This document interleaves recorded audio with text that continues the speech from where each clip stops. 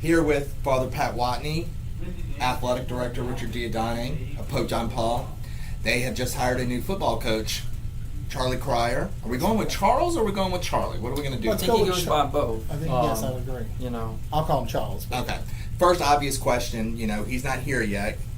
Mr. Dieudonne said he'll be here on Friday. He's coming in Friday for a meet and greet with our players, with our potential athletes for football and track, and then he's also going to do a meet and greet with our parents in the community as well. Awesome. Give us some background. I did my homework so far. 4 years at St. Louis.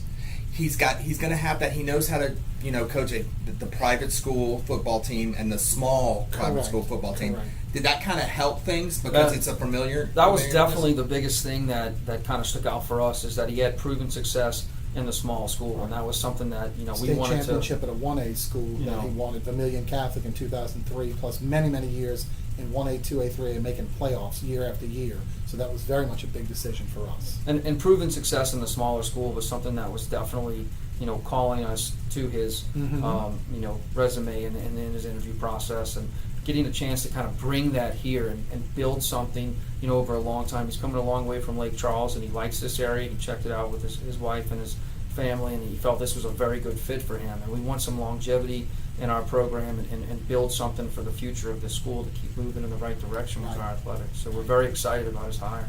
Father Wattigny, Richard just brought up the key point here. This is going to be your third head coach in 4 years. How much of this is more of I don't want to have to do this time next year?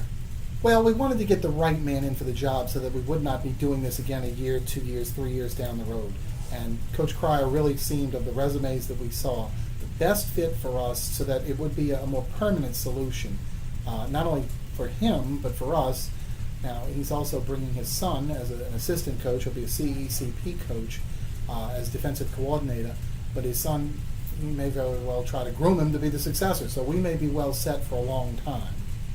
What does that continuity and just knowing the kids know, all right, this is my coach, and if we're like the freshman, and he's going to be here in the spring, then he'll be in the summer, and he'll be here next year.